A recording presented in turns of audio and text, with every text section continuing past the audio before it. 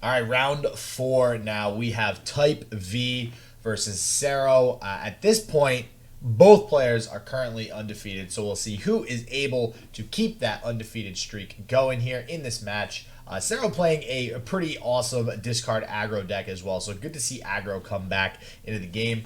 If you are new to the channel, don't forget to subscribe, hit the like button if you like the video, and let's get into round 4 of RuneCup Brazil number 2.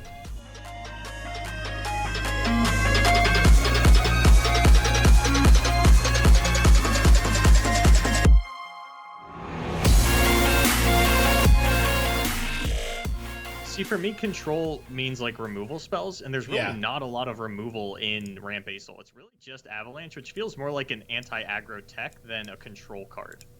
And let me go ahead. I'll screen. Am I still screen sharing with you? I don't think so, because I think we hopped into a Discord stream. Yeah, we did. Yeah, we did. I got you. Yeah, so I actually agree with that, right? Especially coming from Yu-Gi-Oh! Yu-Gi-Oh! Is very much, you're a control deck if you just, like, destroy everything on your opponent's field. You just play a guy set 5. Yeah. Like, okay, that's a control deck. Yeah. Oh, you Heavy Storm? Well, okay, well, I counter it. Like, Solemn Judgment. Oh, here's a Starlight Road. Yeah. Like, now I have a Stardust Dragon, idiot. Why'd you try to play a card? So, yeah, I do agree with that mentality. I think that's generally correct as well. So, I don't know, Ramp.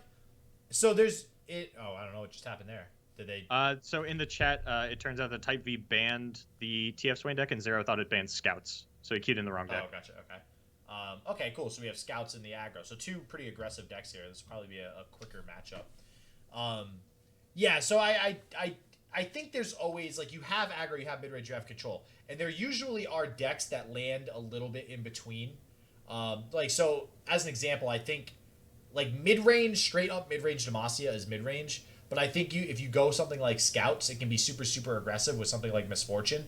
So it's not quite aggro, it's not quite mid-range, but it's... Yeah, it kind of walks the line. It walks the line. And I think in patch 1.6, there were a lot of decks that walked the line, and now it's not as many. Obvious. Yeah. So ramp to that. So if you really want to go the route of control is like kill everything and destroy everything on the field, ramp would probably walk the line between mid-range and control, and in my opinion, a little bit more push towards control, just because... I mean, it depends on what you play, right? This ramp with Asol, you're playing a ton of heal. I can't for the life of me ever argue that anything playing a ton of heal is going mid-range. Like, that's just not... It's just not a mid-range deck to me. But hey, maybe Soraka will prove us wrong. Maybe there's a mid-range Soraka healing deck. Who knows? Oh, man. So that actually reminded me, I wanted to check out Yang Zera's lineup because there was a sort of new version of Karina control that he had been screwing around with, and I wanted to see if he brought it today. Sorry, I was checking the chat between him and TypeV, so he's... Oh, he did bring it. Yeah, he brought it. Okay. Who brought what? What happened? So Yang Zera's been screwing around with this Ladros Trundle deck. That, I mean, if you look at the follower to spell ratio, it basically looks like Karina control. Ooh, okay. And it is like hard ramp control. Actually, yeah, it does play Catalyst of Aeons. Doesn't play like Wording Stone or anything like that. But like, it's just a Trundle Ladros deck, and it's got the cool combo of like revitalizing Roar the Ladros, play it in the same turn as Atrocity, and go for like these cool combos. But it's still a control deck. It's super. I hope we get to see it a little bit later. But I don't think Yang Zera actually streams. Not usually. I don't think so. No. But. They have gotten into the game after a little back and forth due to that unfortunate wrong deck selection. But we have Scouts to start here versus TF Swain on the side of TypeV. Who do you typically give the advantage to in this particular one? Generally, I give it to the TF Swain. I think that the barrels can be pretty difficult for Scouts to deal with, and they can have a big impact on the board. That barrel to Make It Rain is so good. But one of the plays that Szerro will have available to him that he actually has opened here is something like the Fleet Feather alongside the Misfortune, and that can help pick apart the early boards. Would have been really funny if he accidentally actually played that Ranger's Resolve instead of the Fleet Feather Tracker. Is that just like an auto-concede on the spot? I mean, I don't know about auto-concede, but that's pretty bad. I really feel like they need to make something for burst spells to, like, not just automatically be played. Like, they need to go somewhere. That can happen in real life. Like, in Yu-Gi-Oh!, if you dropped a card on the table, it was considered to be played. Yeah. So maybe that's what they're going for. They really want that real card game effect in there. So, now, all right, so are you saying that Swain TF has the advantage just because it's Swain TF, though? Like, I feel like I feel like that's kind of where my mind wants to go, because it's just like, wait, does anything beat Swain TF? Like, it's just such a damn good deck. It's a very efficient removal package paired with the fact that, you know, if we do make it to the late game, what are you playing? Oh, that's right, it's not as good as Leviathan Swain. As well as Type V has Riptide Rex. Yeah, yep. Well, we'll see if Szerro is able to be aggressive enough here. I mean, we're going into turn 4, already having done, 6 damage, about a third of Type V's life total. Poke with this Spiderling, threatening something with Plunder. So, part of you goes, yeah, it's just a Spiderling. Who cares? Should take the 1 damage. But it's likely activating a Plunder effect, so we'll see what Type V has after this Bannerman comes down. Maybe Black Market Merchant? Well, Riptide Rex is the only... Oh, he's not playing... Okay, sorry, I don't have the deck myself. No, we haven't seen... I think that was part of the problem with Twisted Fate Swain. When this deck came out, it was winning tournaments left and right, but it was only appearing in the winner's lineup. No one else was playing it. Then we moved over to the NAB version, and it picked up a lot of popularity, and once it dropped the NAB package, it shot up again, but it kept the Riptide Rex. Okay, he's not playing any of the NAB package. Okay, yeah, Petty Officer, Arachnoid Sentry, House Spider. Okay, yeah. I do like this Twisted Fate Gold card, and I was going to say, remember how we had seen a lot of players start to proactively play around Trifarian Assessors? I feel like we haven't seen that adaptation come out to Bannerman. Like, Type V could have opened with a red card there to respect the Bannerman and just didn't. Wait, I'm sorry, say that again? You're saying he did what? So we saw a lot of people start to beat Frostbite midrange by proactively playing around the Trifarian Glory or the Trifarian Assessor and like constantly picking off the 5 attack units. I feel like Twisted Fate, or people haven't made that same adaptation for turn 4 Bannermans. Type V could have opened with red card, but didn't, and then got punished by the turn 4 Bannerman. And it's another card that we're not seeing players proactively play around just yet. Yeah, I mean, I feel like one of the ways to protect yourself from a Bannerman is just constantly making sure your opponent only has 1 unit on the board. Then it kind of forces them into playing a Bannerman on just that 1 unit. Even just Bannerman on 2 units feels at least a little bit better. So yeah, it is interesting that you did not opt to go that route. But we are going to see another attack come through. I mean, Szerro is dealing a lot of damage really fast here. This is not looking good for Type V.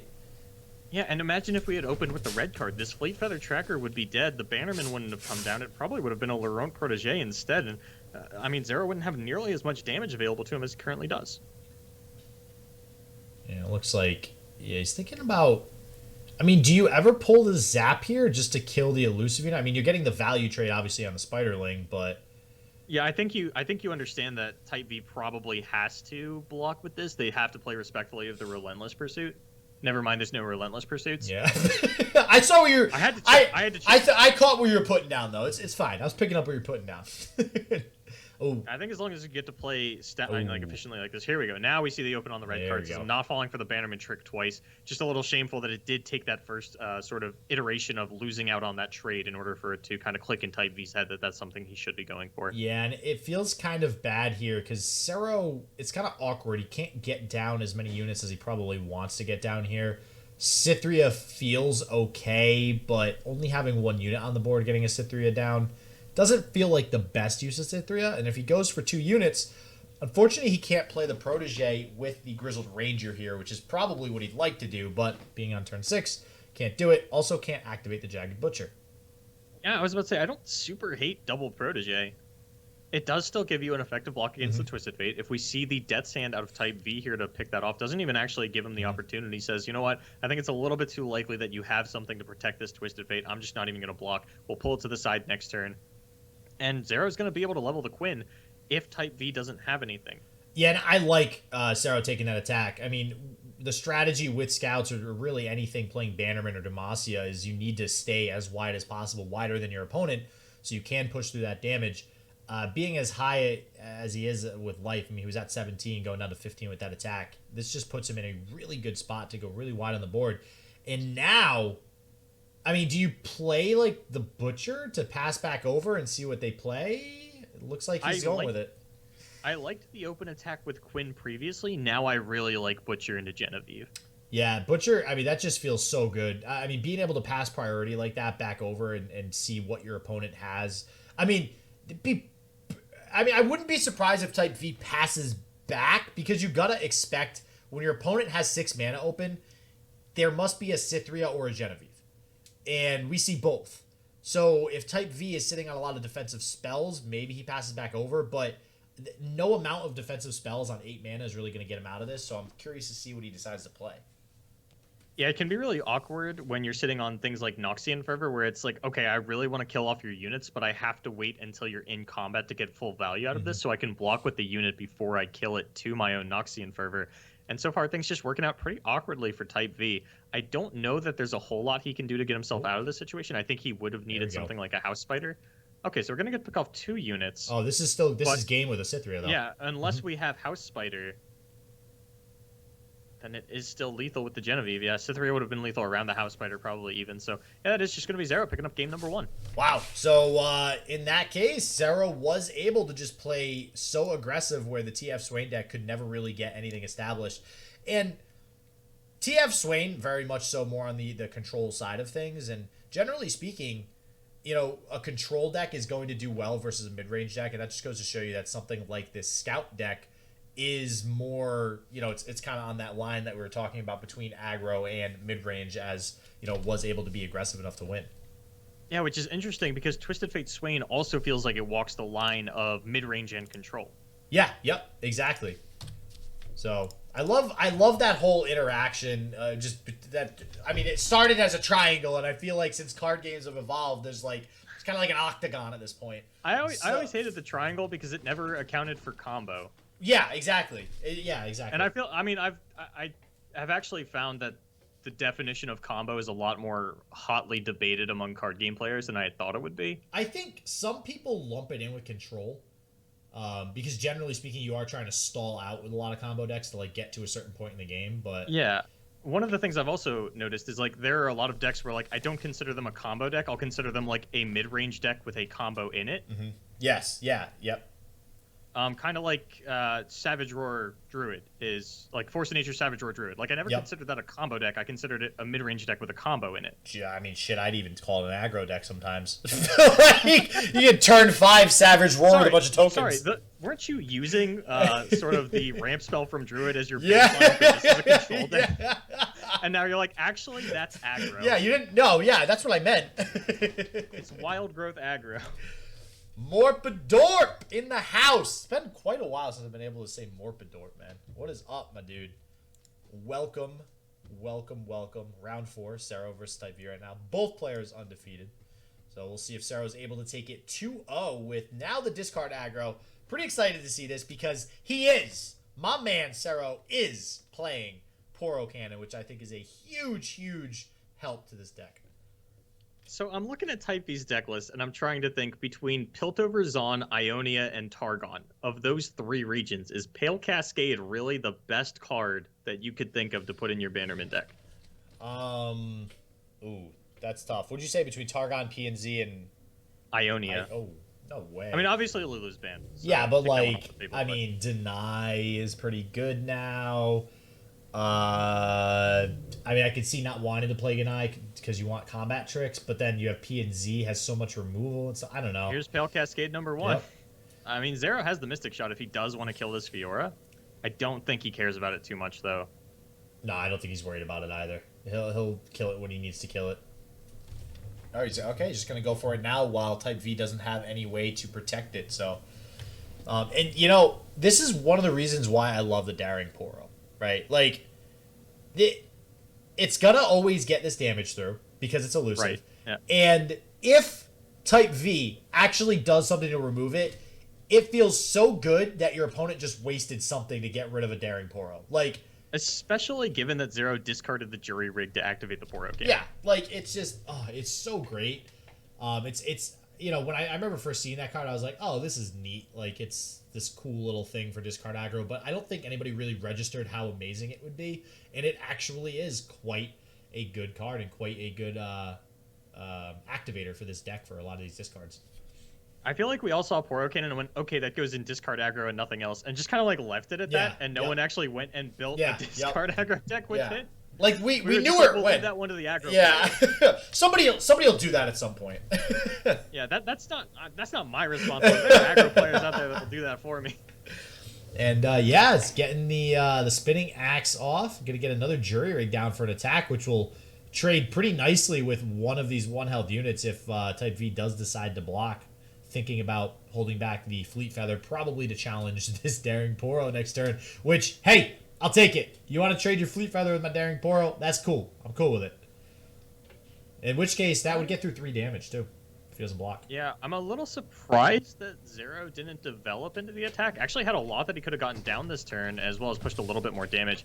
I think the punish you're worried about would be Garen, but I don't necessarily hate the idea of throwing my Get Excited at the Garen if that does block onto my Draven. Huh. Maybe you're worried that it takes your Jury Rig attack off the table, but like you'd still be able to attack with the Legion's Saboteur, your opponent's tapping out, because now I think that if Type V is going to come back into this game, it probably starts with a Garen this turn into a single combat or concerted strike with the Garen next turn. Doesn't actually end up having it, though. Gets down to War Chef instead.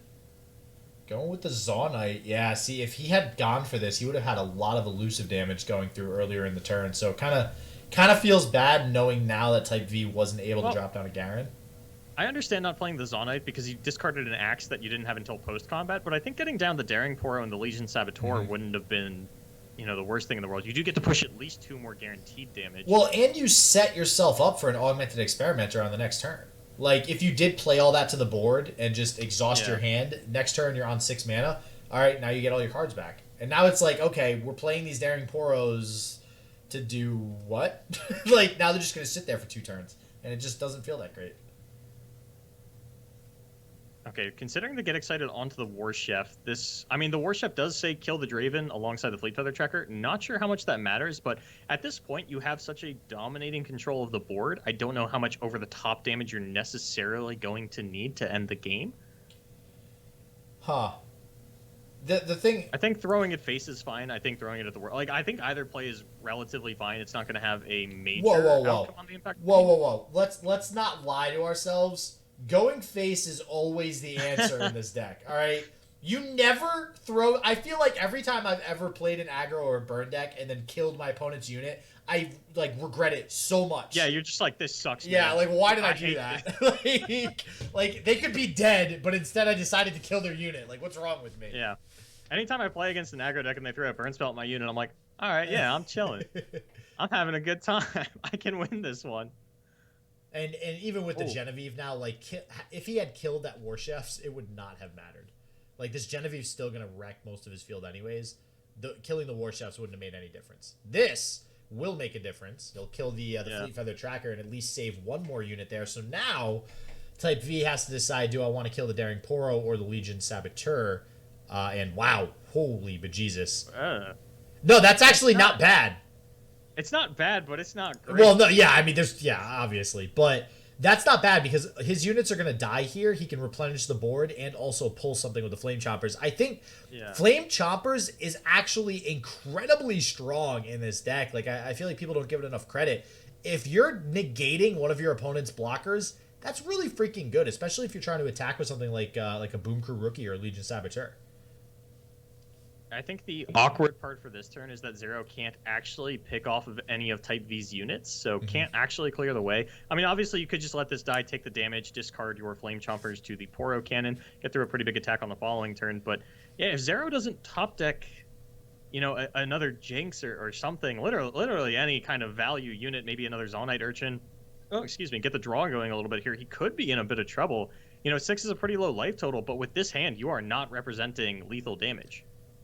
Assuming Szerro can do something about your board, which it doesn't look like he can. I mean, you might just be able to push through the damage with this Daring Poro. Well, what can Type V do about Szerro's board, though? Judgment.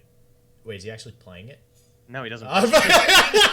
Dude, you almost sold me on that. So he's got Concerted Strike. He's got Single Combat. Like, he could theoretically throw out a Concerted Strike in 2 single combats. I think that's pretty unlikely. We probably would have seen those come down a little bit earlier. But, I mean... I don't like this. Type V... So as awkward as this sounds, Type V can go to 1 and win the game. While it is extremely terrifying to do that against an aggro deck and it doesn't work out that often, given Szerro's hand, it could work out this game. Yeah, I don't know if I like this. I mean, one of the things I was thinking was, okay, do you try to get more elusive units on the board just to guarantee some of that damage? I don't think you can afford to be overwriting your own units at this point. Yeah, especially, I mean, like you're saying, Type V could actually just have lethal, especially with something like Genevieve still surviving. What I don't think I loved was the playing the Jury Rig rather than discarding Flame Chompers to Poro Cannon, and then Flame Chompering something like the Genevieve out of the way so that I can get my Draven to either kill a unit or hit face. Well, it seems like Szerro, it seems like he was just valuing the 1 extra damage, which I don't... Yeah. I think you always get more damage through with the Flame Chompers, or at least the same amount of damage, because you're pulling a blocker out of the way. I think you're right, yeah. Yeah. But yeah, this is what I was talking about. Type V down to 4. That's even outside of the range of the main decked burn spells that Szerro has available to him. But these Daring Poros will get to come down. Those represent a fair amount of damage. But, I mean, Szerro has lost the board. Type V's board isn't really healthy enough to take advantage of this kind of thing. Genevieve won't be able to pick off the Daring Poros. Well, she will with the Brightsteel Protector, but we don't have Relentless Pursuit mana, so we're not super worried about that. I think Type V is just trying to go for the kill. And Szerro does have a very good opportunity to wall up here. Oh, okay. Vision could have been what he needed. Oh, all right. So he needs to play these Flame Chompers to just block, I think, to live. Does he live if he plays both of them? I don't think so. I think that the Genevieves just get to pull those out of the way. Because you do, like, Lethal is represented by the War Chef and the 2 non-Genevieve attackers. Okay. Well, no, now he can, all right, he can burst speed discard him, though. Okay, yeah, because Type V didn't go for the Scout attack. Yeah, yep. Which, I mean, I think is totally fair. You know, your opponent's down 2 Jury Rigs. How much, like, you're literally only expecting a burst speed spell into units that get discarded. So either Rummage or Poro Cannon is really the only thing you have to play respectfully of, and Type V just doesn't go for it. And here is the power... Or Spinning Axe as well. So here is the potential power of Poro Cannon here in just a second. And basically, unless Type V has some way, like a single combat... Relentless Pursuit? Or he could have a Relentless Pursuit here. But if Szerro makes it to his turn and is able to attack, he has vision on two Daring Poros for games. So we'll see if there's a Relentless or a single combat. Okay, so that was actually... Oh, never mind. He only had 3 mana. I was going to say that was a risky block by Szerro because Type V does play Riposte, but he only had the 3 mana, so that's kind of irrelevant. So now we just pass over... I mean, I think it's okay to develop the Poros here. There's not really a lot of reason not to. Yeah, I mean, if he has Relentless again, it's just game anyways, so it doesn't really matter. Yeah, there it is. He does have the Relentless, yeah. And the insta surrender, obviously just waiting for the Relentless Pursuit to come down. So Type V gonna tie it up here 1-1 versus Szerro. And what does that mean is the last deck on the side of Type V? I didn't actually get to see what Szerro banned. I only got to saw what was banned against him. So it's either Endure Spiders or... No, it's the TF Swain, right? Yeah, he didn't win with the TF Swain earlier, so he has to play the TF Swain again. Oh, that's right. Okay, I like totally whiffed on remembering that that was even a deck that was played earlier. So you talking about which deck are we gonna? Yeah. Am I wrong? I just saw the deck get played. All right, cool. So we're gonna have discard aggro versus TF Swain. We'll see who is able to get the better of the other person here in this matchup. And again, I mean, a part of me wants to give the advantage to TF Swain just because it's TF Swain. It's, you know, does a decent job against most matchups, but Boom Crew Rookie is actually kind of a difficult card for the TF Swain to remove. Yeah, I got to agree. A lot of the units it plays, you know, House Spider to attack, Dreadway to attack. He's gonna need a Petty Officer and Arachnoid Sentry early here to be able to get rid of this Boom Crew. But if Szerro, like I mentioned earlier, you know, one of the good things about Flame Chompers is if Szerro is able to get something like a Flame Chompers down, you pull off blockers that could block the Boom Crew. And man, I'll tell you, there's even after the nerf to Boom Crew, you get 2 Boom Crew rookies off in one game. That is almost always a very good sign for the aggro deck. Yeah, Boom Crew still deals the same amount of damage that it used to. Yeah, it didn't change the damage. So we'll see if Type V is able to deal. Okay, gonna do the Make It Rain to at least get rid of the Saboteur here, so not bad. And we'll see. That actually leads me to believe he'll probably have a follow-up House Spider or Dreadway deckhand here to deal with this Boom Crew rookie attack. If not, that is not good for Type V. I'm pretty sure we flock the rookie. Like, we have to have a flock, right? We haven't played anything for the first couple of turns. Maybe now we consider Sentry Flock onto the Draven so that we can block the Boom Crew next turn. Sentry Flock onto the Draven would be an extremely strong play for Type V. And I think... It's so awkward to include your House Spiders in this deck, though, and just not see them turn 2 against the aggro matchup. Yeah, I think... Well, and I think you can afford to slow play with the House Spider too, just because you're not in. Well, the bad part is like letting that Boon Crew rookie live and getting the 2 damage off. Yeah, so he just absolutely doesn't want to take the 2 damage. But now, TypeV risks taking the open attack with the Draven. So we'll see if Szerro develops or goes ahead and takes that free 3 damage. I think he takes the free 3. I don't think you're really worried about developing your Zonite Urchin. Make that 5. Yeah, we're just going to go to 5 attack Draven, and that's a pretty aggressive use of the vision. But, I mean, given his hand, it's not like he really has the opportunity to go wide unless you're trying to go for Rummage to pick up more units. It'd be really awkward to try and find more things, and you do still get the Axe for the Zonite Urchin. Yeah, I mean, when you're sitting on an Augmented Experimenter or Jinx... Ooh, yeah. Oh, and there's a Jinx. Oh.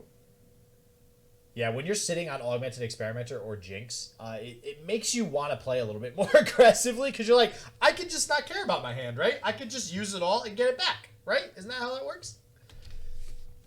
Ooh, okay. Twisted Fate going to come down. Red card the board. Might still have a Ravenous Flock in here for the Draven, so we'll see if that comes down shortly after this. Is there a way to deal with that? I don't think there's a way for Type V to deal with this Jinx, though. I'm pretty sure Ravenous, or not Ravenous, I'm pretty sure that, oh god, not Ravenous Flock, god, what's the Noxian Fervor. I'm pretty sure Noxian Fervor would kill this Jinx because I don't think Szerro can actually empty his hand with Mystic Shot Rummage. 1, 2. He would have to draw like a Poro Cannon and the point was more like you can't put the Mystic Shot on the stack and then Rummage to empty your hand. The interaction doesn't work out that way. So I was a little bit concerned about that. That's why I was kind of like making that noise. I was wondering if we throw out the Mystic Shot onto the Twisted Fate or the something in response to the red card, then play the Jinx, then level it. But it looks like we just weren't respecting the Noxian Fervor, and Type V didn't have it. Yeah, it doesn't matter now because now he's at 2 mana. So this Jinx will be able to live, and now. Oh, I lied. You can just Mystic Shot whatever gets Fervor. Oh yeah, everything on the board being 2 health. You're not worried about that. Yeah. So we're likely going into a turn 6 augmented, which leads me to believe he's going to Mystic Shot here. So opting to Mystic Shot the Twisted Fate, and I imagine this is because there's really well, actually, wait. I think you level the Jinx this turn. Oh, okay. All right, yeah. So that way he gets the guaranteed Super Mega Death Rocket next turn. Okay. Okay, yeah, no, I like this better, because if you can at least get 1 Super Mega Death Rocket, no matter what, it's usually a pretty good way to just give yourself a pretty easy win. So we'll see what he's able to do here with the next 2 draws. Most likely we'll be able to empty his hand again. Oh, yeah, that Zonite Urchin's pretty much going to guarantee it. Even if, like, the worry is always drawing another Experimenter. Yep. But has the discard available for it. Oh, wow, that is... Ooh, that's cheap. Wow! That's cheap, too. That is super good. That is... Oh, I guess the question now is, like, what do you discard to the Urchin? Because if you discard the other Urchin and you draw Experimenter, you're that screwed. feels terrible. Yeah, and it looks like he is going for the definite play here. Yeah, plays it safe. Yep. Now, do you I feel like you use the Mystic Shot on face, right?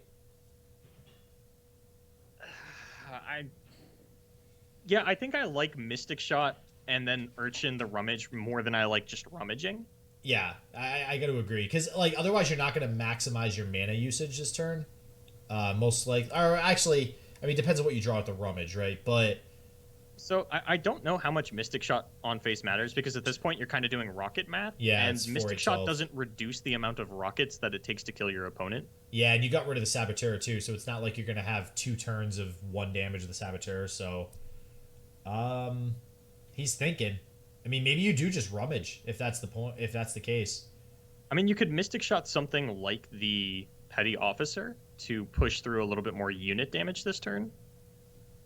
All right, looks like he's opting for the Mystic Shot. And then obviously, if he is able to get to the Zonite Urchin, the Zonite Urchin makes more sense than playing the Rummage, unless this happens but doesn't kill the Jinx, so it doesn't matter. So I was like, wait, he's not killing it. Never mind.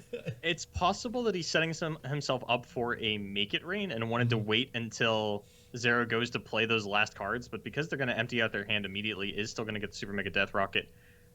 Oh, actually just has the first priority sequence. Yeah. So this will probably go to target the Jinx for the kill, which is going to feel bad because even though Szerro's going to get the rocket, he's out of steam. You know, he's out of gas now. It's going to be really hard for him to find something that's just going to win the game. He kind of needed this Jinx to stick.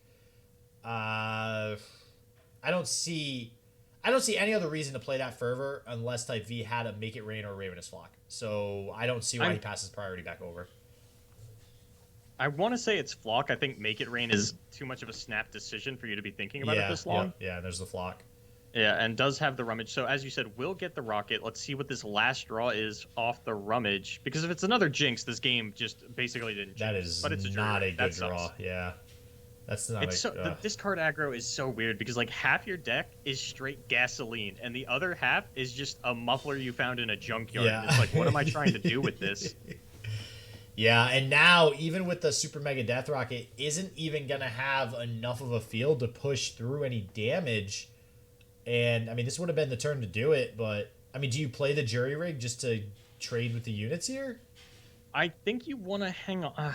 So you're already down 2 Urchin. Okay, that's not bad. Okay, yeah, so you hang on to it in case you find a discard spell, but does hang on to it for the Rummage. That's not good.